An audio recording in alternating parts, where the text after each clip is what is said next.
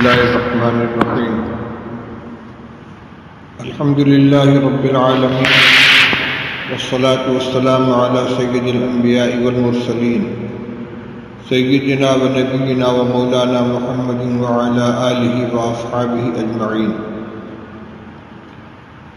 أما بعد باب في الوسوسة عن ابی ہریرہ رضی اللہ تعالی عنہ قال قال رسول اللہ صلی اللہ علیہ وسلم ان اللہ تجاوز عن امتی ما وسوست به صدرها ما لم تعمل به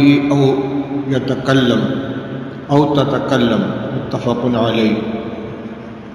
وعنه قال جاء ناس من اصحاب رسول اللہ صلی اللہ علیہ وسلم الى النبی صلی اللہ علیہ وسلم فسألوه إنا نجد في أنفسنا ما يتعاظم أحدنا أن يتكلم به قال وقد وجدتموه قالوا نعم قال ذاك صريح الإيمان رواه مسلم. وعن ابن عباس رضي الله تعالى عنه أن النبي صلى الله عليه وسلم جاءه رجل فقال إني أحدث نفسي بالشيء لأن أكون حمامة أحب إلي من أن أتكلم به قال الحمد لله الذي رد أمره إلى الوسوسة رواه أبو داود أو كما قال رسول الله صلى الله عليه وسلم. بزرگان محترم عزیزوں اور بھائیوں، آج کی مجلس میں وسوسہ سے متعلق بیان کرنے کا ارادہ ہے. برسوں پہلے عشاء کے بعد کی مجلس میں وسوسہ سے متعلق بیان ہوا تھا جو اسباق حدیث حصہ دوم کے اندر شائع ہو چکا ہے، لیکن یہ بیماری اس قدر عام ہے اور کثرت سے لوگ اس کے اندر مبتلا ہیں، اس کا تقاضا یہ ہے کہ اس مضمون کو زیادہ سے زیادہ لوگوں تک پہنچایا جائے. اس لیے آج کی مجلس میں میں اس کو عنوان بنا کر روایات کی روشنی میں کچھ گفتگو کرنا چاہتا ہوں. وسوسہ کیا چیز ہے؟ دل میں غیر ارادی طور پر جو خیالات آتے ہیں ان کو وسوسہ کہتے ہیں. بعض لوگوں نے اس میں تفصیل کی ہے کہ اگر دل میں آنے والے خیالات پریشان کن ہوں اور برے اعمال کی طرف دعوت دیں یا برے خیالات پیدا ہوں تو ان کو وسوسہ کہا جاتا ہے، اور اگر اچھی باتوں کا خیال آئے تو اس کو الہام کہا جاتا ہے. لیکن جو بھی ہو یہ وسوسہ حجت نہیں ہے اور اس کے اوپر آدمی سے کوئی مواخذہ بھی نہیں ہے. وسوسے کی بہت سی صورتیں ہوتی ہیں. بعض لوگوں کو ایمان کے بارے میں وسوسہ ہوتا ہے، ایسے خیالات آتے ہیں کہ پریشان ہو جاتا ہے کہ میں خدا نخواستہ ایمان سے خارج ہو گیا. اللہ جل شانہ کے بارے میں، آخرت کے بارے میں، قیامت کے بارے میں خیالات آتے ہیں.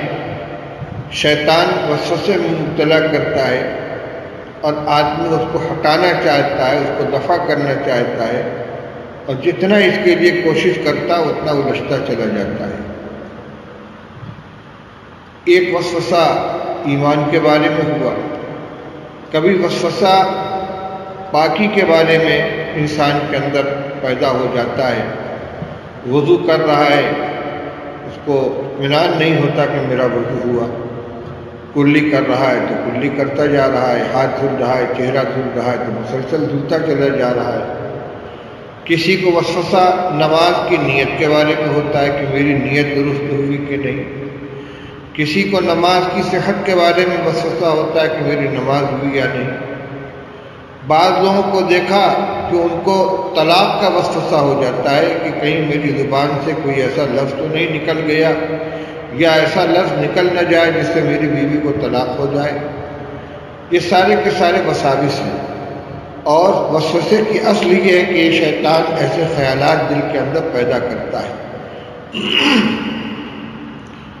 اس کا حکم کیا ہے؟ حضرت ابو ہریرہ رضی اللہ تعالیٰ عنہ کی روایت ابھی آپ کے سامنے پڑھی گئی کہ رسول اللہ صلی اللہ علیہ وسلم نے ارشاد فرمایا، ان اللہ تجاوز عن امتی ما وسوست به صدرها ما لم تعمل به او تتکلم، متفق علیہ۔ رسول اللہ صلی اللہ علیہ وسلم ارشاد فرماتے ہیں کہ اللہ تعالیٰ نے میری امت سے ان چیزوں کو درگزر فرما دیا کہ جو اس کا جی وسوسہ لاتا ہے یا اس کے دل کے اندر جو وسوسے پیدا ہوتے ہیں، خیالات آتے ہیں، محض خیال کے درجے میں اس پر کوئی مواخذہ نہیں ہے جب تک کہ اس پر عمل نہ کر لے یا اس کو زبان سے ادا نہ کر دے۔ اس کی شرح یہ ہے کہ بعض اعمال وہ ہیں جن کا تعلق کلام سے ہے، اور بعض اعمال وہ ہیں جن کا تعلق اعضاء و جوارح سے ہے۔ مثلا کوئی شخص اپنی بیوی کو خدا نخواستہ طلاق دیتا ہے، یہ زبان کا عمل ہے، تو دل میں صرف خیال آ جانے سے بلکہ ارادہ ہو جانے سے کوئی طلاق واقع نہیں ہوتی جب تک کہ زبان سے طلاق کے الفاظ کو صراحت کے ساتھ ادا نہ کر دے۔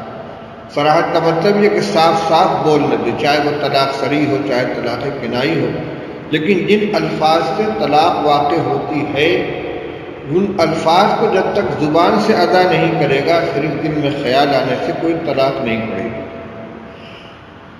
اسی طرح کسی کو کہ گالی بکنے کا دل میں خیال پیدا ہوا، الزام لگانے کا خیال پیدا ہوا، تو گالی بکنا، الزام لگانا یہ زبان کا ایک عمل ہے، صرف دل میں خیال آنے سے گالی بکنے کا گناہ اس کو نہیں ہوگا۔ بعض اعمال وہ ہوتے ہیں جن کا تعلق اعضاء و جوارح سے، کرنے سے ہے۔ جو عمل انسان کے فعل سے ظہور میں آتا ہے، جب تک اس کا صدور نہ ہو جائے، وہ عمل ہو نہ جائے، اس وقت تک صرف وسوسے کے درجے میں خیال آنے سے اس پر کوئی مواخذہ نہیں ہوتا۔ مثلا کسی کو مارنے کا خیال آیا، فرض کر لیجئے کسی کو قتل کرنے کا خیال آیا اور دل میں خیال یہ پیدا ہو رہا ہے بار بار، یہ وسوسہ ہے، اس کی وجہ سے اس پر کوئی مواخذہ نہیں ہے۔ لیکن اس پر ایک علمی اشکال یہ ہوتا ہے کہ بعض چیزیں وہ ہیں جو صرف دل ہی کے اندر رہتی ہیں اور ان کے اوپر مواخذہ ہوتا ہے، جیسے حسد ہے، تکبر ہے، بغض ہے، کینہ ہے، کفر ہے، نفاق ہے۔ یہ وہ چیزیں جن کا تعلق انسان کے قلب سے ہے۔ دل کے اندر اگر کسی کے بارے میں بغض ہے تو پھر مواخذہ ہوگا، دل میں تکبر ہے اس کے اوپر مواخذہ ہوگا۔ اسی طرح اور بھی بعض چیزیں جن کا ظہور عمل کے اندر نہیں ہوتا بلکہ دل ہی کے اندر وہ چیز ہوتی ہے، تو کیا اس پر کوئی مواخذہ نہیں ہوگا؟ اسی طرح بعض روایات سے معلوم ہوتا ہے کہ انسان اگر کسی نیک کام کا ارادہ کر لے تو اس کو ایک نیکی ملتی ہے، اور اگر اس عمل کو کر لے تو 10 نیکی ملتی ہے، اور اگر گناہ کا صرف دل میں ارادہ کرے تو اس پر کوئی مواخذہ نہیں ہے، بلکہ اس میں یہ تفصیل ہے کہ گناہ کا ارادہ کر لینے کے بعد اللہ کے خوف کی وجہ سے اگر اس کو چھوڑ دیا تو اس پر ایک نیکی ملتی ہے۔ معلوم ہوا کہ محض دل میں کسی کام کے ارادے اور خیال کے اوپر بھی نیکی، اجر اور معاوضے کا تعلق ہے۔ یہ روایت ترمذی شریف میں کتاب الطلاق میں جہاں آئی ہے، اس کی شرح کے اندر حضرت علامہ انور شاہ کشمیری رحمۃ اللہ علیہ نے کچھ تفصیل بیان فرمائی ہے، وہ آپ کے سامنے نقل کر دینا بہت مناسب ہے۔ طلبہ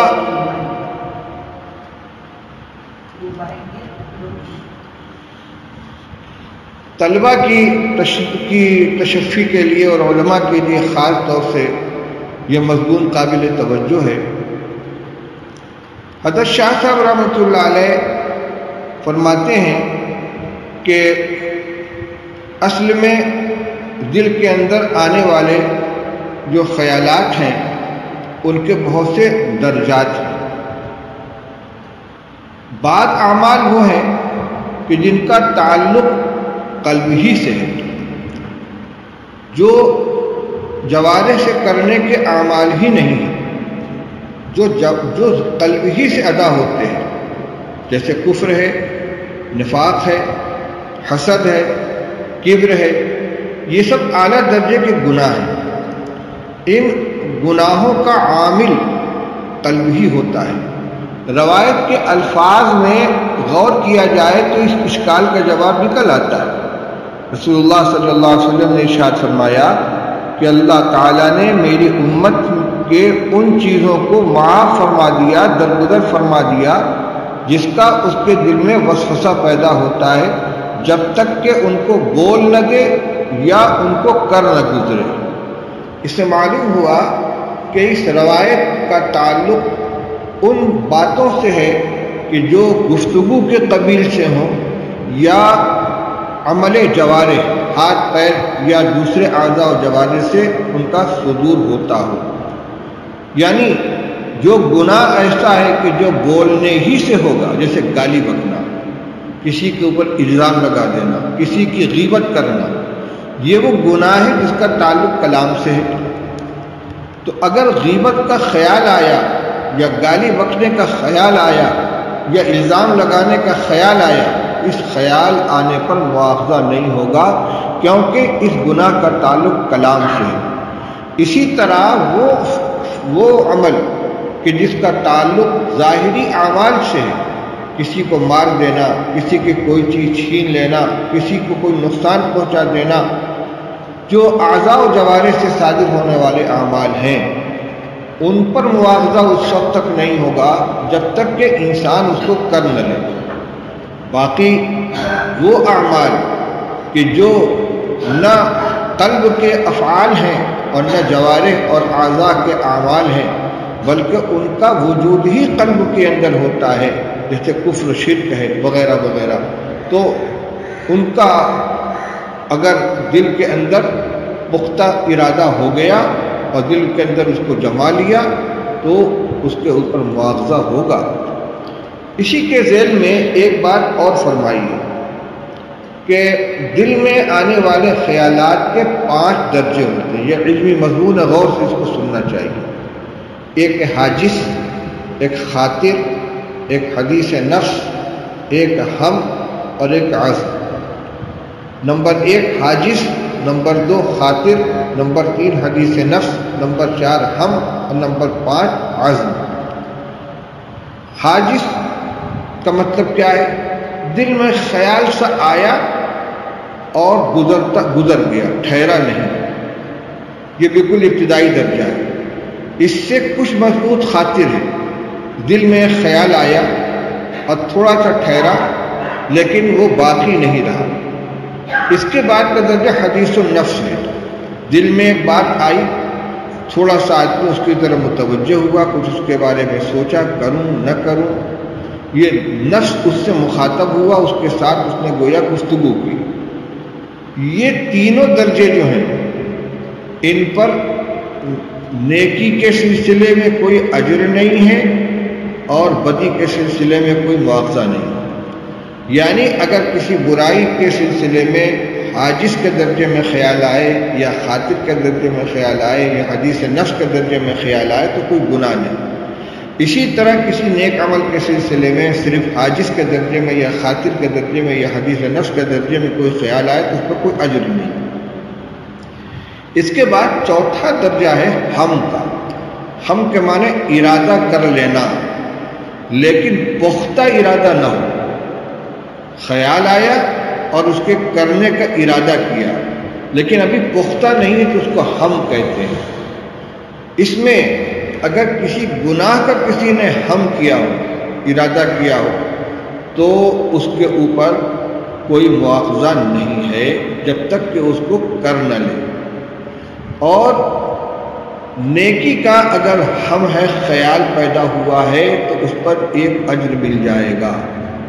یعنی ہم جو چوتھا درجہ ہے عزم سے پہلے کا، عزم کے معنی پختہ فیصلہ کر لینا، دل میں پختہ ارادہ کر لینا، یہ آخری درجہ ہے۔ اس سے پہلے ہم ہیں جس میں ارادہ ہوتا ہے لیکن پختہ نہیں ہوتا، اس میں نیکی کا ارادہ کر لینے پر ایک اجر ملتا ہے اور بدی کا ارادہ کر لینے پر کوئی گناہ نہیں ہوتا۔ ہاں بدی کا ارادہ ہم کے درجے میں ہو اور پھر انسان اس کو اللہ کے ڈر کی وجہ سے چھوڑ دے تو ہو سکتا ہے اس کے اوپر اس کو اجر ملے۔ ہاں آخری درجہ جو ہے عزم میں اگر بدی کا پختہ فیصلہ کر لیا، گناہ کا پختہ فیصلہ کر لیا تو اس عزم کے اوپر مواخذہ ہے۔ کیوں مواخذہ ہے؟ اس لیے کہ عزم کرنا یہ دل کا ایک عمل ہے۔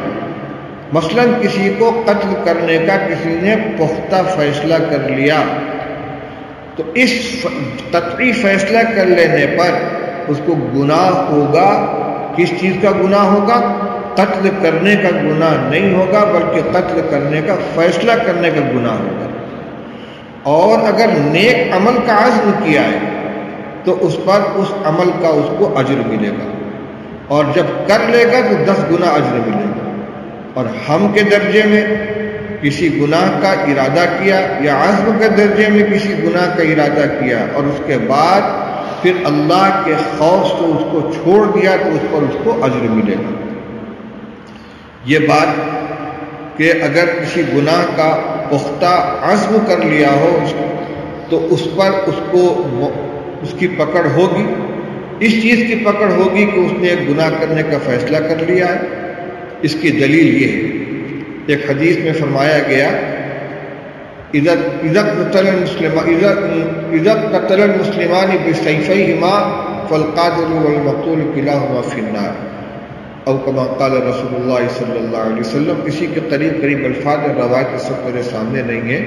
مضمون اس کا یہ ہے کہ دو مسلمان جب تلوار لے کر آپس میں ایک دوسرے کے مقابل ہوتے ہیں اور لڑائی کرتے ہیں تو جو قتل کرنے والا ہوتا وہ بھی جہنم میں جائے گا اور جس کو قتل کیا گیا وہ بھی جہنم میں جائے گا۔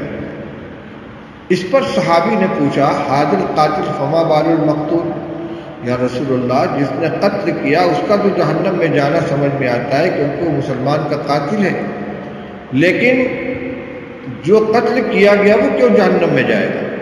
تو رسول اللہ صلی اللہ علیہ وسلم نے ارشاد فرمایا انہ کان حریصا علی قتل اخیہ، او کما قال صلی اللہ علیہ وسلم، فرمایا وہ اپنے بھائی کو قتل کرنے کا حریص تھا۔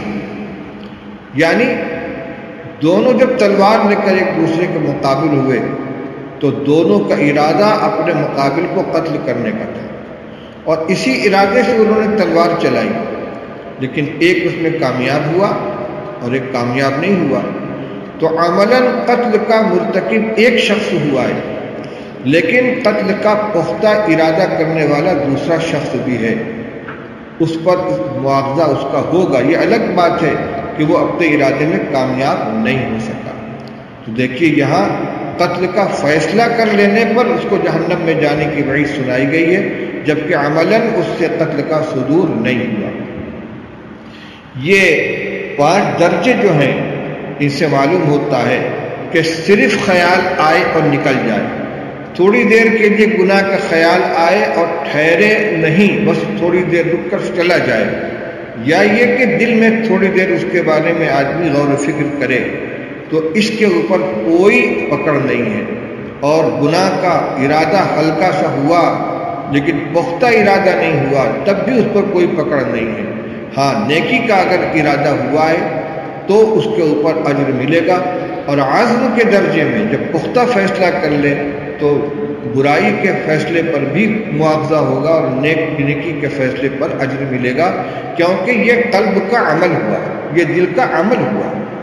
اسی طرح جو اعمال ایسے ہیں جن کا تعلق صرف دل سے ہے، جیسے کفر ہے، کفر کا عقیدہ ہے، شرک کا عقیدہ ہے، یا بغض ہے، کینہ ہے، حسد ہے، تکبر ہے، یہ سب وہ گناہ ہیں کہ جن کا محل ہی قلب ہے، ان کے اندر یہ چیزیں پائی جائیں گی تو اس پر پکڑ ابھی یہ روایت آپ کے سامنے آ چکی ہے کہ رسول اللہ صلی اللہ علیہ وسلم نے ارشاد فرمایا کہ جس شخص کے دل کے اندر ذرہ کے برابر، ذرہ کے وزن کے برابر بھی تکبر ہوگا وہ جنت میں نہیں جائے گا۔ یہ تکبر دل کے اندر ہے، کیونکہ تکبر کا محل ہی قلب ہے، اس کی جگہ ہی قلب ہے، اس کا صدور ہی قلب سے ہوا کرتا ہے۔ بہرحال یہ تو تشریح ہوئی اس بات کی کہ وسوسے کا کون سا درجہ ایسا ہے جس پر پکڑ ہے، کون سا درجہ ایسا ہے جس پر پکڑ نہیں۔ لیکن عام طور سے جو وساوس ہوتے ہیں وہ انہی 3 درجوں میں ہوتے ہیں کہ جن کے اوپر کوئی گرفت نہیں ہے۔ اب روایت کے الفاظ کو دوبارہ دیکھ لیں۔ حضرت ابو ہریرہ رضی اللہ تعالیٰ نے ارشاد فرماتے ہیں کہ رسول اللہ صلی اللہ علیہ وسلم نے ارشاد فرمایا کہ اللہ تعالیٰ نے میری امت سے ان باتوں کو معاف فرما دیا، درگزر فرما دیا جس کا اس کے دل کے اندر وسوسہ پیدا ہوتا ہے، جب تک کہ وہ اس پر عمل نہ کر لے یا اس کو زبان سے ادا نہ کر لے۔ اب ایک بات اور سمجھ لیجیے کہ وسوسہ ایسی چیز ہے کہ اس میں بڑے بڑے مبتلا ہوئے ہیں۔ خود صحابہ کرام رضی اللہ تعالیٰ عنہم کے اندر بعض حضرات وسوسہ کا شکار ہوئے، رسول اللہ صلی اللہ علیہ وسلم کی خدمت میں حاضر ہوئے اور انہوں نے اپنی پریشانی ذکر کی اور رسول اللہ صلی اللہ علیہ وسلم نے اس کا حل فرمایا۔ چنانچہ دوسری حدیث جو آپ کے سامنے پڑھی گئی ہے حضرت ابو ہریرہ رضی اللہ تعالیٰ عنہ سے مروی ہے، قال جاء الناس من اصحاب رسول اللہ صلی اللہ علیہ وسلم الى النبی صلی اللہ علیہ وسلم فسألوه انا نجد في انفسنا ما يتعاظم احدنا ان يتكلم به قال وقد وجدتموه قالوا نعم قال ذاك صریح الایمان رواہ مسلم۔ ابو ہریرہ رضی اللہ تعالیٰ عنہ فرماتے ہیں کہ رسول اللہ صلی اللہ علیہ وسلم کی خدمت میں کچھ لوگ آئے آپ کے صحابہ میں سے اور انہوں نے آپ سے ایک سوال کیا، کہنے لگے یا رسول اللہ ہم لوگ اپنے جی کے اندر ایسی باتیں پاتے ہیں کہ ہم میں سے کوئی اس کو کہنے کو بہت بڑا سمجھتا ہے، یعنی زبان سے اس کو ہم ادا بھی نہیں کر سکتے کہ ہمارے دل میں کیا خیالات آتے، ایسے خیالات ہیں کہ ہم اس کو اپنی زبان سے کہنے کی بھی ہمت نہیں کرتے۔ مثلا اللہ کو کس نے پیدا کیا، اللہ کیسا ہے، وغیرہ وغیرہ۔ تو رسول اللہ صلی اللہ علیہ وسلم اوقت وجدتموہ، کیا واقعی تم ایسا پاتے ہو، یعنی تمہارے دل میں ایسے خیالات آتے جن سے تم پریشان ہو جاتے ہو اور تم ان کو کہنے کی بھی ہمت نہیں رکھتے؟ لوگوں نے کہا نعم، جی ہاں یا رسول اللہ۔ آج فرمایا ذاک صریح الایمان، یہ تو کھلا ہوا ایمان ہے۔ عجیب بات ہے، سمجھ میں نہیں آتی بات بظاہر کہ خیالات ایسے ہیں جن کو آدمی اپنی زبان سے ادا بھی نہیں کر سکتا، اتنا برا ان کو سمجھتا ہے، اور آپ فرماتے ہیں یہ صریح ایمان ہے۔ یہ صریح ایمان کس چیز کو آپ نے قرار دیا؟ علماء فرماتے ہیں کہ ایک انسان کا اپنا عقیدہ ہوتا ہے، وہ اپنے عقیدے کے اوپر مطمئن ہوتا ہے، اور ایک وہ خیال ہے جو بلا ارادہ اس کے دل کے اندر آیا، جس کے آنے سے وہ پریشان ہو رہا ہے۔ تو جس خیال کے آنے سے پریشان ہوا وہ اس کا اپنا عقیدہ نہیں ہے۔ اگر اپنا عقیدہ ہوتا تو وہ پریشان نہ ہوتا۔ مثلا ایک دہریہ ہے، ایک ملحد ہے، خدا کا منکر ہے، اس کے دل میں اللہ تعالیٰ کے وجود کا انکار آتا ہے، خیال آتا ہے، اس کو کوئی پریشانی نہیں کیونکہ یہ اس کے عقیدے اور خیال کے مطابق ہے۔ لیکن ایک موحد ہے، ایک اللہ پر ایمان رکھنے والا ہے، اس کے دل میں جب اس طرح کا وسوسہ آتا ہے، شیطان خیال پیدا کر تو پریشان ہو جاتا ہے۔ کیوں پریشان ہوتا ہے؟ اس لیے کہ یہ خیال اس کے اپنے عقیدے کے خلاف ہے۔ تو ایسے خیال سے پریشان ہو جانا یہ اس بات کی علامت ہے کہ تمہارے سینے میں ایمان موجود ہے، کہ تمہارا عقیدہ نہیں۔ اگر تمہارا عقیدہ ہوتا تو تم پریشان نہ ہوتے۔ اس کو ایک محسوس مثال سے یوں سمجھیے۔ پہلے ایک قصہ سنیے۔ مولانا روم رحمۃ اللہ علیہ نے اپنی مثنوی میں قصہ لکھا ہے کہ ایک شخص عطر فروشوں کے محلے سے گزر رہا تھا کہ اچانک بے ہوش ہو کر گر گیا۔ لوگوں نے سمجھا اسے مرگی کا دورہ پڑ رہا ہے، کسی نے اس کو جوتا سنگھایا، مرگی کے علاج کے طور پر یہ عمل کیا جاتا ہے، اسے ہوش نہیں آیا، کسی نے اس کے گردن کی رگ دبائی کہ ہوش آ جائے، اس سے بھی ہوش نہیں آیا۔ اتنے میں ایک شخص میلے کچیلے لباس میں مٹھی کے اندر کوئی چیز لیے ہوئے آیا اور اس کی ناک کے قریب کیا اور وہ جھوجھری لے کر اٹھا اور چل دیا۔ لوگوں کو حیرت ہوئی کہ ہم لخلخہ سنگھا رہے تھے، خوشبو سنگھا رہے تھے، اس کی گردن دبا رہے تھے، اس کو جوتا سنگھا رہے تھے، اس کو ہوش نہیں آیا۔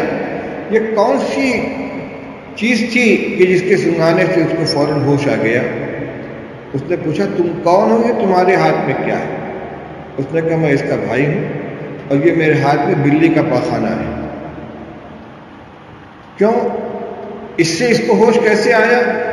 کہا اس کا پیشہ مردار کی لاش دھونا ہے، سڑی ہوئی لاش کے درمیان رہتا ہے، اس کا دل و دماغ خوشبو کا نہیں بلکہ بدبو کا عادی ہے۔ جب اس کی ناک میں عطر فروشوں کے محلے سے گزرنے کی بنا پر خوشبو آئی ہے تو اس کا دماغ اس کو برداشت نہیں کر سکا اور یہ بے ہوش ہو کر گر گیا۔ جب اس کو بلی کا پاخانہ سنگھایا گیا جس کا یہ عادی ہے تو یہ ہوش میں آ گیا۔ تو اب دیکھیے وہ بلی کا پاخانہ ایک تندرست ایک شریف انسان کے اگر ناک کے قریب سے گزر جائے تو پریشان ہو جاتا ہے، پاخانے کی بدبو اس کو پریشان کر دیتی ہے، مردار کی بدبو پریشان کر دیتی ہے۔ لیکن ایک شخص جو لاش کو دھونے والا ہے یا ایک بھنگی جو پاخانہ اٹھانے والا ہے اس کو کوئی پریشانی نہیں۔ کیوں؟ اس لیے کہ وہ اس سے مانوس ہے۔ بس اسی طرح ایک مومن ہے اللہ پر ایمان رکھنے والا، جب کفر کا خیال اس کے دل میں آیا تو یہ ایسا ہی ہے جیسے کسی شریف انسان کے ناک میں بدبو پہنچی ہو، لاش کی مہک پہنچی ہو، پریشان ہو جاتا ہے۔ اس سے پتہ چلتا ہے کہ یہ بھنگی نہیں ہے، یہ لاش دھونے والا نہیں ہے، غلاظت اٹھانے والا نہیں ہے، ورنہ اس گندگی سے یہ پریشان نہ ہوتا۔ اس کے برخلاف جب ایک لاش دھونے والے یا گندگی دھونے والے کی ناک میں بدبو جاتی تو پریشان نہیں ہوتا۔ تو آپ کا یہ فرمانا کہ ذاک صریح الایمان، اس میں صحابہ کو تسلی دی گئی ہے کہ ایسے خیالات سے تمہارا پریشان ہونا یہ اس بات کی نشانی ہے کہ وہ خیالات تمہارا اپنا عقیدہ نہیں ہے، تمہارا اپنا خیال نہیں ہے، یہ ایسے ہی گزرتے ہوئے خیالات ہیں کہ جیسے راستے میں یا فضا کے اندر گزرنے والی بدبو ہوا کرتی ہے۔ اس سے پتہ یہ چلا کہ وسوسے کی وجہ سے آدمی کو پریشان نہیں ہونا چاہیے، اس کے اندر الجھنا نہیں چاہیے۔ چنانچہ علماء نے لکھا ہے اور میں نے اپنے شیخ، اپنے استاد، اپنے مرشد حضرت مفتی محمود صاحب نور اللہ مرقدہ کو بار بار سنا وسوسہ کے مریض کو ہدایت دیتے ہوئے، خط کے اندر اس کا جواب لکھواتے ہوئے کہ وسوسے کا صرف ایک علاج ہے۔ وسوسے کا تو ویسے حکیم افلاطون کے پاس بھی کوئی علاج نہیں، لیکن اس کا صرف ایک علاج ہے کہ آدمی وسوسے سے پریشان نہ ہو، خیالات جو آتے ہیں ان کی طرف متوجہ نہ ہو، ان کو ہٹانے کی کوشش نہ کرے، ان کو دفع کرنے کی کوشش نہ کرے۔ کیسے ہی خیالات آ رہے ہیں ان کو ہٹانے کی اور ان کو دفع کرنے کی، اپنے ذہن سے نکالنے کی ہرگز کوشش نہ کرے، کیونکہ ہٹانے کے لیے ان کی طرف متوجہ ہونا ہوگا اور ان سے الجھنا پڑے گا۔ وسوسہ لانے والا شیطان ہے، انسان اپنے ارادے سے اس کے لائے ہوئے خیال کو دفع کرنے کی کوشش کرے گا، مغلوب ہو جائے گا اور پریشانی میں اضافہ ہوگا۔ اس کا ایک ہی راستہ ہے کہ اس کو نظر انداز کرے، اس کی طرف توجہ نہ کرے۔ جب شیطان دیکھے گا کہ میرے ان وساوس سے، وسوسہ اندازی سے پریشان نہیں ہوتا تو پریشان کرنا چھوڑ دے گا۔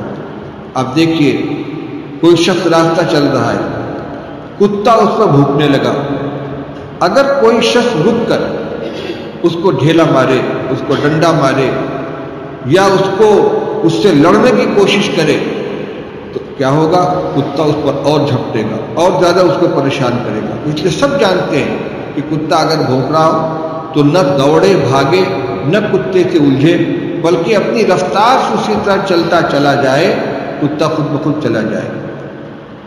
اسی طرح آپ نے کبھی دیکھا ہوگا کہ بعض شریر بچے لوگوں کو چڑھاتے ہیں، چھیڑتے ہیں، کوئی کپڑا پکڑ کے کھینچ رہا ہے، کوئی لاٹھی کھینچ رہا ہے، کوئی آوازیں کس رہا ہے، کوئی پاگل کہہ رہا ہے۔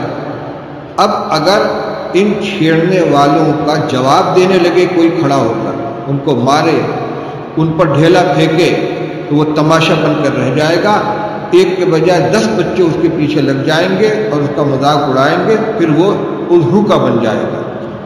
اور اگر اس کی طرف توجہ نہ کرے، کوئی کچھ کہہ رہا ہے، کوئی مذاق اڑا رہا ہے، کوئی چھیڑ رہا ہے، لیکن یہ اپنی رفتار سے چلتا چلا جا رہا ہے، تو ایک مرتبہ 2 مرتبہ بچے چھیڑیں گے، لیکن جب دیکھیں گے کہ چھڑتا نہیں ہے، پریشان نہیں ہوتا، تو چھیڑنا ختم کر دیں گے۔ عربی کا ایک شعر ہے، وَإِذَا أَمُرُّ عَلَى اللَّئِيمِ يَسُبُّنِي فَمَضَيْتُ ثَمَّةَ قُلْتُ لَا يَعْنِينِ۔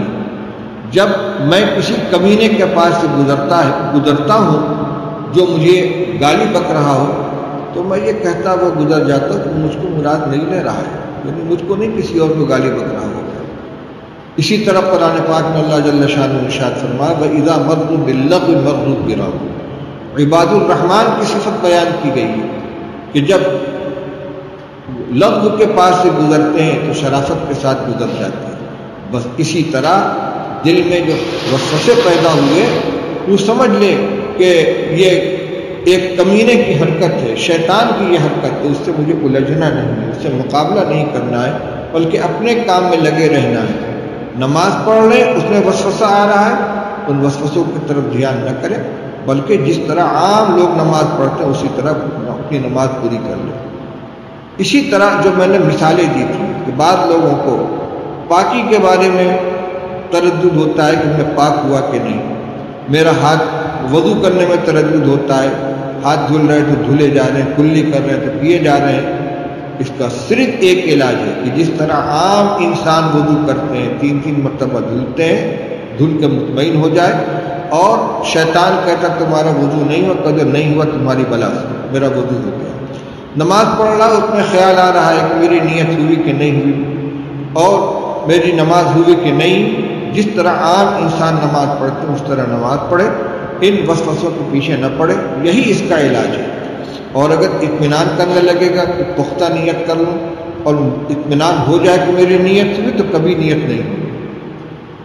حضرت مولانا قاری محمد صاحب رحمۃ اللہ علیہ نے ایک لطیفہ سنایا کہ ایک صاحب تھے جن کو وسوسے کی بیماری تھی، امام کے پیچھے نماز پڑھنے کے لیے کھڑے ہوئے، اقامت ہوئی، نماز شروع ہو گئی، اور یہ صاحب نیت کر رہے ہیں، نیت کرتا ہوں میں اپنا نام لیا، اپنے والد کا نام لیا، اپنا پتہ بتایا، میں فلاں ابن فلاں ساکن فلاں مقام فلاں شہر فلاں، میں نیت کرتا ہوں ظہر کی جو فجر اور عصر کے درمیان ہے، ظہر کی نماز ظہر کی 4 رکعت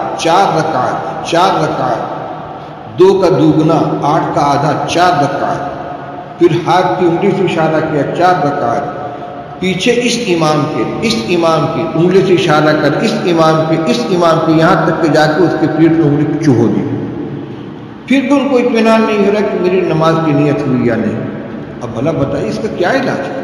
نیت تو دل کے ارادے کا نام ہے، زبان سے نیت کرنا زیادہ سے زیادہ مستحب ہے، وہ بھی ان کے لیے کہ جو وسوسے اور اس طرح کے خیالات کا شکار ہوتے ہیں، ورنہ دل میں ارادہ کر لینا، صرف اتنا ارادہ کہ یہ نماز متعین ہو جائے کہ کون سی نماز، خیال اس کا پختہ ہو جائے، بس یہ نیت کافی ہے۔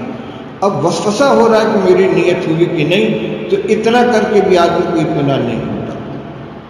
ایک قصہ اور سن لیجیے، حضرت مفتی محمود صاحب نظر اللہ مرتضی نے سنایا تھا، اس سے معلوم ہوتا ہے کہ بڑے بڑے وسوسے کے شکار ہو جاتے ہیں۔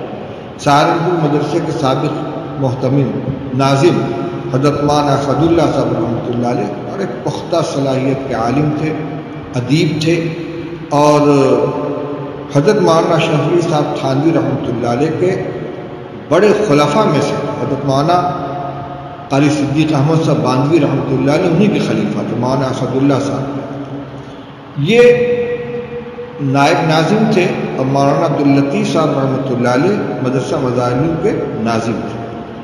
مولانا اسد اللہ صاحب کو وسوسے کا عارضہ ہو گیا، کہ میں پاک ہوتا ہوں کہ نہیں۔ ایک مرتبہ ان کو نہانے کی ضرورت پیش آئی۔ مدرسہ قدیم کے اندر ان کا حجرہ تھا۔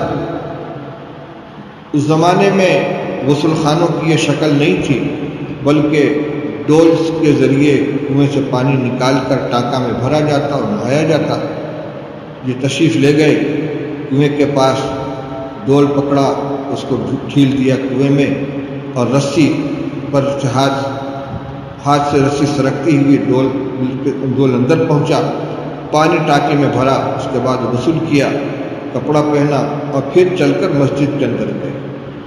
اب وسوسہ شروع ہوا کہ میں تو جنبی تھا، میں نے ہاتھ دھلا نہیں تھا، میں پاک ہوا نہیں تھا، میں نے اسی ہاتھ سے ڈول چھو لیا، وہ ناپاک ہو گیا، پھر رسی چھو لی، وہ ناپاک ہو گئی، یہ ڈول کنویں کے اندر گیا تو کنویں کا پانی ناپاک ہو گیا، پھر وہ پانی میں نے ٹانکے میں بھرا، وہ ناپاک ہو گیا، اسی پانی سے میں نے غسل کیا، میں ناپاک کا ناپاک رہا اور ناپاک پانی میرے بدن پر لگ گیا، پھر میں نے کپڑا پہنا، وہ بھی ناپاک ہو گیا، اور گیلے قدم کے ساتھ چلتا ہوا میں مسجد کے اندر گیا، پورا فرش اور چٹائی سب ناپاک ہو گئی۔ اب سر پکڑ کر بیٹھے کیا کریں؟ آئے پریشان ہو کر مولانا عبداللطیف صاحب رحمۃ اللہ علیہ خدمت میں آ کر کہا حضرت میں کیا کروں؟ کہوں کیا ہو گیا؟ اب انہوں نے وہی بات دہرائی کہ مجھ کو نہانے کی ضرورت تھی، ایسا ایسا ہوا، میں نے ڈول چھو لیا، رسی پکڑ لی، کنویں میں ڈال دیا ڈول کو، سب ناپاک ہو گیا، اب میں کیا کروں؟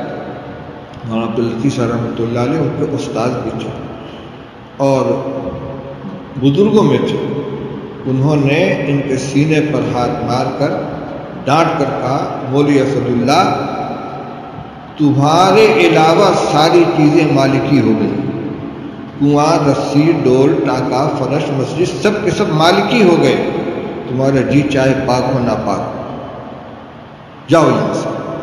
مالکی ہو گئی کیا مطلب؟ طلبہ جانتے ہیں کہ کسی ناپاکی کے ملنے سے پانی کی کا ناپاک ہونا ائمہ کے درمیان اس کے مختلف معیار ہیں۔ امام مالک رحمۃ اللہ علیہ کا مشہور مسلک یہ ہے کہ جب تک نجاست کا اثر پانی کے اوپر ظاہر نہ ہو جائے، پانی تھوڑا ہو یا زیادہ وہ ناپاک نہیں ہوتا۔ تو حضرت مولانا عبداللطیف صاحب نے کہا یہ سب مالکی ہو گئے، یعنی جو جنابت ایک معنوی نجاست ہے، ظاہری نجاست نہیں ہے۔ اگر بالفرض آپ کے خیال کے مطابق آپ کے چھونے سے رسی ناپاک ہو گئی تو چونکہ مالکی ہے اس کے اوپر کوئی نجاست کا اثر نہیں ہوا، لہذا وہ ناپاک نہیں۔ ویسے مسئلے کی روح سے جنبی کا ہاتھ ناپاک نہیں ہوتا، نہ ڈول چھونے سے ڈول ناپاک ہوگا، نہ رسی ناپاک ہوگی، نہ پانی ناپاک ہوگا۔ تو یہ کہہ کر ان کو جو ڈانٹا ہے تو حضرت فرماتے تھے کہ یہ حضرت کا تصدق بھی تھا، ان کا وہ وسوسہ نکل گیا، مطمئن ہو گئے۔ ہم نے خود اپنی آنکھوں سے مسجدوں کے اندر دیکھا ہے۔ ہمارے شہر میں محلہ بڑی مسجد کے اندر ایک صاحب، اس کے پڑوس میں ایک صاحب رہتے تھے جو بعد میں اشفاق نگر کے اندر منتقل ہو گئے، وضو کرنے کے لیے بیٹھتے تھے، ہاتھ دھل رہے ہیں، دھلے جا رہے ہیں، نماز شروع ہو جاتی تھی، رکعتیں نکل جاتی تو ان کا وضو پورا نہیں ہوتا، اس کے بعد سب کے اندر آ کے کھڑے ہوئے، اب نماز کی نیت باندھنی ہے تو ہاتھ کے انگوٹھے کو کان کے اندر لگا کر اس کو زور زور سے جھٹکا دیتے تھے، یعنی نیت باندھنے کے لیے ہاتھ کانوں تک اٹھنا چاہیے، اس کا اطمینان کرنے کے لیے کان میں ہاتھ لگا کر اس کو ہلا رہے ہیں، جھٹکا دے رہے ہیں، اور کچھ دیر کے بعد وہ اچانک نیت باندھ لیتے تھے۔ تو بھئی آدمی اگر وسوسے کو دفع کرنے اور اس سے اطمینان حاصل کرنے کی کوشش کرے گا تو سوائے پریشانی کے اور کچھ نہیں ہوگا۔ اس لیے وسوسے کا صرف ایک علاج ہے کہ ان کو نظر انداز کرے اور اس کی طرف اس کو نظر انداز کرے اور اس سے پریشان نہ، اس کو ہٹانے کی کوشش نہ کرے، یہ خود بخود ختم ہو جائے گا۔ جس کی میرے محلے میں ایک صاحب تھے، ابھی الحمدللہ حیات ہیں، ایک وقت گزرا ان کے اوپر، آتے تھے مفتی صاحب وہ تو نکل گئے، مجھے خیال پیدا ہو گیا تھا وہ ہو گئی، یعنی مسئلہ پوچھنے کے لفظ طلاق زبان سے ادا کرنے میں بھی ڈر رہے ہیں، ان کو لاکھ سمجھاتے، اطمینان دلاتے لیکن وہ پریشان رہتے تھے، تو طلاق کا وسوسہ پیدا ہو جاتا ہے بعد میں۔ کفر کا وسوسہ پیدا ہو جاتا کہ میرا ایمان چلا گیا، نماز کا وسوسہ پیدا ہو جاتا ہے کہ میری نماز ہوئی یا چلی گئی۔ تو میرے بھائی اس کا علاج صرف یہی ہے کہ آدمی اس وسوسے سے بالکل پریشان نہ ہو اور اس سے یوں کہے کہ تم یہ سمجھتے ہو میری نماز نہیں ہوئی، تم پریشان نہ ہو، میری نماز ہوئی۔ چنانچہ ایک روایت ہے عن القاسم بن محمد ان رجلا سأله فقال انی اهم فی صلاتي فیکسر ذلك علی فقال له امض فی صلاتك فإنه لن يذهب ذلك عنك حتى تنصرف وانت تقول ما اتممت صلاتي رواہ مالک۔ یہ قاسم ابن محمد حضرت ابو بکر صدیق رضی اللہ تعالیٰ عنہ کے پوتے ہیں، اجلہ تابعین میں سے ہیں، فقہائے مدینہ میں ان کا شمار ہوتا ہے۔ یہ کہتے ہیں کہ ایک شخص نے ان سے یہ پوچھا، قاسم ابن محمد سے ایک شخص نے کہا کہ حضرت مجھے اپنی نماز کے اندر بہت وہم ہوتا ہے اور یہ بڑھتا رہتا ہے، یعنی بہت پریشان ہوتا ہوں نماز کے بارے میں۔ نماز میں وہم کیا ہوگا؟ یہی کہ میری پاکی ہوئی کہ نہیں، میری قرت ہوئی کہ نہیں، میری نیت ہوئی کہ نہیں۔ رکعت کے بارے میں وہم ہونے لگتا ہے کہ 2 رکعت ہوئی کہ 4 رکعت ہوئی۔ تو کہنے لگے کہ مجھے اپنی نماز کے اندر وہم ہوتا بہت زیادہ ہوتا ہے، اور اس وہم کے اندر ہوتا کیا ہے؟ شیطان یہ کہتا تمہاری نماز نہیں، تمہاری نماز نہیں۔ تو حضرت قاسم بن محمد نے اس شخص کے جواب میں امض فی صلاتک، اس کے جواب میں فرمایا تم اپنی نماز اسی طرح پوری کرو، رکو مت، سوچو مت، جس طرح نماز پڑھ لو پڑھتے رہو۔ فَإِنَّهُ لَنْ يَذْهَبَ ذَلِكَ عَنْكَ حَتَّى تَنْصَرِفَ وَأَنْتَ تَقُولُ مَا أَتْمَمْتُ صَلَاتِي، یہ چیز تم سے اس وقت تک زائل نہیں ہوگی جب تک کہ تم یہ عمل نہ کرو کہ تم نماز سے فارغ ہو جاؤ یہ کہتے ہوئے ہاں میری نماز نہیں ہوئی۔ یعنی شیطان جو تم سے کہہ رہا ہے کہ تمہاری نماز نہیں ہوئی، اسے کو ٹھیک ہے میری نماز نہیں، تم کیوں پریشان ہوتے ہو، تمہاری بلا میری نماز ہو گئی، جیسے سارے لوگ پڑھتے میں نے بھی پڑھ لیا، میری نماز ہو گئی۔ تو جب وہ یہ کہتا ہے کہ تمہاری نماز نہیں ہوئی ہے تم کو ہو گئی، تو وہ اپنی منہ کی کھائے گا اور چلا جائے گا۔ ایسے ہی جب کوئی اس طرح کے خیالات آئیں تو اس وقت پریشان نہیں ہونا چاہیے، جو عمل جس طرح عام لوگ کرتے ہیں اسی طریقے سے اس کو کر لیں، اور پاکی ناپاکی کے بارے میں، نماز کی صحت کے بارے میں، کفر کے بارے میں، عقیدے کے بارے میں، یا اسی طرح طلاق ہو گئی اس کا بھی وسوسہ آتا ہے تو وسوسے کے سے پریشان نہ ہو، اور یہ سوچے کہ یہ تو وہ چیز ہے کہ جو بڑے بڑوں کو پیش آئی ہے۔ میں نے ابھی آپ کو ایک روایت سنائی کہ صحابہ آ کر رسول اللہ صلی اللہ علیہ وسلم شکایت کرتے۔ ایک روایت اور سن لیجئے، عن ابن عباس رضی اللہ تعالی عنہ نبی صلی اللہ علیہ وسلم جاءہ رجل فقال انی احدث نفسی بالشیء لأن اکون حمامة احب الی من ان اتکلم به فقال قال الحمد للہ الذی رد امرہ الی الوسوسہ رواہ ابو داؤد۔ عبداللہ ابن عباس رضی اللہ تعالی عنہ سے مروی ہے کہ آپ کی خدمت میں، رسول اللہ صلی اللہ علیہ وسلم کی خدمت میں ایک شخص حاضر ہوا اور کہنے لگا یا رسول اللہ، میں اپنے جی میں ایسی بات پاتا ہوں کہ میں کوئلہ ہو جاؤں، یہ مجھے زیادہ پسند ہے اس کے مقابلے میں کہ میں اس کو زبان سے ادا کروں۔ ایسے خیالات آتے ہیں کہ میں زبان سے ادا کرنے کے مقابلے میں جل کر کوئلہ ہو جانے کو پسند کرتا ہوں۔ کیا مطلب ہوا؟ جل کر مگر کوئلہ ہو گیا تو میرا جسم ختم ہو جائے گا، دنیاوی نقصان ہوگا، جسمانی نقصان ہوگا، لیکن جو بات میرے دل میں آتی ہے اس کا تعلق ایمان سے، عقیدے سے، وہ ایسی بات ہے یہ سمجھتے تھے کہ اس کو کہنے سے خدا نہ خاطر میں کافر ہو جاؤں گا۔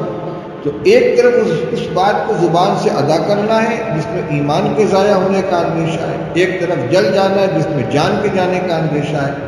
تو جان کا ضیاع ایمان کے ضیاع کے مقابلے میں ہلکا ہے۔ یہ کہنا چاہتے ہیں کہ ایسی بات اپنے دل میں پاتا ہوں کہ میں جل کر کوئلہ ہو جاؤں، جو مجھے زیادہ پسند ہے وہ مقابلے اس کے کہ میں اس کو اپنی زبان سے ادا کروں۔ تو رسول اللہ صلی اللہ علیہ وسلم فرمایا اللہ کا شکر ہے جس نے شیطان کے اختیار کو وسوسے تک ہی رکھا، الذی رد امرہ الی الوسوسہ، اللہ کا شکر ہے جس نے شیطان کے معاملے کو وسوسے تک لوٹا دیا، یعنی وہ اس سے آگے نہیں بڑھ سکتا۔ اور وسوسے کے اوپر کوئی معاوضہ نہیں ہے، اس سے پریشان ہونا ہی نہیں چاہیے، اس لیے وسوسہ سے آگے وہ نہیں بڑھ پاتا۔ اور اس کے بارے میں آپ کو یہ ارشاد کہ یہ تو عین ایمان ہے، یہ ابھی روایت گزر چکی ہے، جس کا معنی یہ ہو کہ اس سے آدمی پریشان نہ ہو، کیونکہ یہ اس کا اپنا عقیدہ نہیں ہے۔ بہرحال وسوسہ چاہے پاکی ناپاکی کے بارے میں ہو، چاہے نماز کے بارے میں ہو، رکعات کے بارے میں وسوسہ ہو جاتا ہے۔ علماء فرماتے ہیں کہ رکعات شمار کرنے کے چکر میں زیادہ نہ پڑے، 1 ہوئی، 2 ہوئی، 3 ہوئی۔ تجربہ یہ ہے بڑوں کا کہ جو آدمی اپنے معمول کے مطابق سارے کام کر رہا ہے، نیت باندھی، دعائے ثنا پڑھی، قرآن پڑھا، ضم سورہ فاتحہ پڑھی، ضم سورہ کیا، رکوع سجدہ کیا، معمول کے مطابق کرتا چلا جاتا ہے، جے رکعت کا ارادہ ہے، اس کی نماز سیدھے سیدھے پوری ہو جاتی ہے۔ لیکن اگر کسی اور چیز کی طرف دھیان گیا، کسی اور چیز کو بلا ارادہ سوچنے لگا، تو وہ رکعات کے اندر بھی گڑبڑ ہوگی۔ کسی اور چیز کے سوچنے میں یہ بھی شامل ہے کہ رکعت شماری میں لگا رہے، 1 ہو گئی، اب 2 ہو گئی، اب تیسری ہے، ادھر متوجہ ہوگا تو نماز کی طرف سے دھیان ہٹے گا، اور جس کام میں مشغول ہے اسی میں وہم ہو جائے گا۔ اس لیے کوئی بھی خیال کو وسوسہ آئے اس سے پریشان نہ ہو اور اس کو دفع کرنے کی کوشش نہ کرے، اپنے کام میں لگا لے۔ کسی نہ کسی کام کے اندر تو لگا ہوا ہے۔ میں سمجھانے کے لیے ایک مثال دیتا ہوں۔ جب بچوں کو سائیکل چلانا سکھایا جاتا ہے تو ان کو سائیکل جو بیٹھا کر ان سے کہا جاتا ہے سامنے دیکھو، پیڈل مارو اور سامنے دیکھو، دائیں بائیں مت دیکھنا، پیچھے مت دیکھنا۔ اب وہ سامنے کی طرف دیکھ رہا ہے اور سائیکل چلا رہا ہے، بڑھتا جا رہا ہے۔ اگر مڑ کر دائیں بائیں دیکھے گا گر جائے گا۔ ہاں، جب ماہر ہو جاتا ہے تو جیسے چاہے چلائے، لیکن ابھی چلانا سیکھ رہا ہے تو اس کو سب سے زیادہ اسی پر زور دیا جاتا ہے کہ سامنے کی طرف دیکھو، کسی اور طرف توجہ مت کرو، چلانے لگتا ہے۔ عام آدمی بھی جب راستہ سے گزرتا ہے تو سامنے اس کی نگاہ ہوتی ہے، لیکن اس درمیان جہاں وہ سامنے کی طرف دیکھ رہا ہے اس کی نظر کسی ایک چیز کی طرف، سامنے کی طرف مرکوز ہے، اس کی توجہ اسی طرف ہے۔ باقی دائیں طرف سے بھی کچھ لوگ آ رہے ہیں جا رہے ہیں، بائیں طرف سے بھی کچھ لوگ آ رہے ہیں جا رہے ہیں۔ اب اس شخص سے جو سامنے کی طرف دیکھتے ہوئے گاڑی چلا رہا ہے، اس سے پوچھا جائے کہ تمہارے دائیں طرف سے کون گیا، یہ تمہارے بائیں طرف سے کون گیا، یہ کسی گاڑی رکھی، مجھے بھی نہیں پتا، میں نہیں جانتا۔ ارے تم ادھر دیکھ رہے تھے، تمہارے بغل سے وہ گزرا ہے، میں تو سامنے دیکھ رہا تھا۔ تو نگاہ سامنے کی طرف ہے، توجہ اس کی طرف ہے، تو دائیں بائیں جو آ جا رہا ہے وہ گزر رہا ہے، لیکن اس کی طرف توجہ نہیں، نہ اس کو پہچان رہا ہے، نہ اس کے اوپر دھیان دے رہا ہے۔ لیکن اگر راستہ چلنے والا بس اسی میں الجھا رہے، یہ میرے اس بغل سے کتا کیوں چلا گیا، یہ میرے بغل سے میرا دشمن کیوں نکل گیا، یہ میرا مخالف جا رہا ہے، تو وہ ایک قدم بھی آگے نہیں بڑھ پائے گا، ان کو ہٹائے گا، ان سے الجھے گا، ان کو دفع کرے گا۔ راستہ قطع کرنا ہے تو اس کو یہی کرنا پڑے گا کہ اپنی توجہ سامنے کی طرف رکھے اور دائیں بائیں کی طرف توجہ نہ کرے، وہ خیالات از خود آ رہے ہیں، از خود جا رہے ہیں۔ ایک بات اور یاد آ گئی، بڑی قیمتی ہے۔ حضرت مفتی محمود صاحب نقل اللہ مرتدہ فرمایا کرتے تھے کہ انسان کا دماغ خیالات کی گزرگاہ ہے۔ انسان کا دماغ خیالات کی گزرگاہ ہے۔ جس طرح کوئی کمرہ ہے، اس میں آمنے سامنے 2 کھڑکیاں ہیں، ایک طرف سے ہوا آ رہی ہے، دوسری کھڑکی سے نکل رہی ہے۔ اس ہوا کے ساتھ باہر کی خوشبو بھی آ سکتی ہے، باہر کی بدبو بھی آ سکتی ہے۔ وہ از خود ایک کھڑکی سے وہ خوشبو یا بدبو داخل ہوگی یا دوسری کھڑکی سے نکل جائے گی۔ اب اگر کوئی شخص اس میں الجھ جائے کہ بدبو کیوں آئی ادھر سے، میں اس کو نہیں آنے دوں گا، تو الجھے گا، پریشان ہوگا، لیکن آنے والی اس ہوا کو روک نہیں سکتا، اس کے ساتھ آنے والی بدبو اور خوشبو کو وہ روک نہیں سکتا، اس کے اوپر اس کا قابو نہیں ہے۔ اسی طریقے سے انسان کا دماغ خیالات کی گزرگاہ ہے، بلا ارادہ اچھے برے خیالات آتے رہتے جاتے رہتے، ان میں الجھنا نہیں چاہیے۔ ایک مثال اور دیتے تھے حضرت یکسوئی کی کو سمجھانے کے لیے، فرمایا دیکھو پان والے کی دکان پر عموماً بڑا آئینہ لگا ہوتا ہے، کوئی شخص پان کی دکان پہ کھڑا ہوا، پان لگوا رہا ہے یا کوئی سامان لے رہا ہے، اب سامنے آئینہ ہے تو اس میں اپنا چہرہ دیکھ رہا ہے، اپنا چشمہ درست کر رہا ہے، اپنی ٹوپی درست کر رہا ہے، اپنا چہرہ دیکھ رہا ہے۔ لیکن جس وقت وہ اپنا چہرہ دیکھ رہا ہو، پیچھے راستہ ہے، اس میں سے کتا بھی گزر سکتا ہے، سور بھی گزر سکتا ہے، کوئی برا انسان بھی گزر سکتا ہے، اور جو جو گزرے گا سب کا عکس اس آئینے کے اندر آئے گا۔ اب اگر یہ شخص اپنا چہرہ اگر دیکھنا چاہتا ہے تو اس کو چہرے پر اپنی نگاہ مرکوز رکھنی ہوگی، اور اگر پریشان ہوگا یہ کتے کی شکل کیوں نظر آ گئی، یہ سور کی شکل کیوں نظر آ گئی، تو یقینی طور پر اس کو اپنے چہرے سے نگاہ ہٹانی پڑے گی اور اس دوسری چیز پر الجھ کر رہ جائے گا۔ تو علاج یہ ہے کہ جو کام تم کر رہے اس کو کرتے رہو، دوسری طرف توجہ مت کرو، اس کو نہ ہٹانا تمہارے اختیار میں، نہ گزرنے والے کو روکنا تمہارے اختیار میں۔ اسی طرح یہ خیالات گزر رہے ہیں تو گزرنے دو، ان سے الجھو مت، ان سے پریشان مت۔ یہ مختصر سی بات تھی جو مختصر ہونے کے باوجود خاصی لمبی ہو گئی، اور جیسا کہ میں نے شروع میں عرض کیا تھا کہ اس سلسلے کا ایک بیان مطبوعہ شکل کے اندر اسباق حدیث حصہ دوم کے اندر چھپا ہوا ہے۔ اگر واقعتاً کوئی مبتلا ہو اس بیماری میں تو اس کا مطالعہ کرے۔ میں نے آزمایا اور بہت سے احباب کو جو وسوسے کے مریض تھے ان کو وہ کتاب دی اور ان کو تاکید کی کہ ایک مرتبہ نہیں بار بار اس کو پڑھیں، اور الحمدللہ اس سے ان کو افاقہ ہوا۔ افاقہ اس وجہ سے نہیں کہ میرا بیان، بلکہ افاقہ اس وجہ سے ہوا کہ اس میں رسول اللہ صلی اللہ علیہ وسلم اور بزرگوں کے بتائے ہوئے علاج کو ذکر کیا گیا ہے۔ جن لوگوں نے اس علاج کو اختیار کیا ان کو فائدہ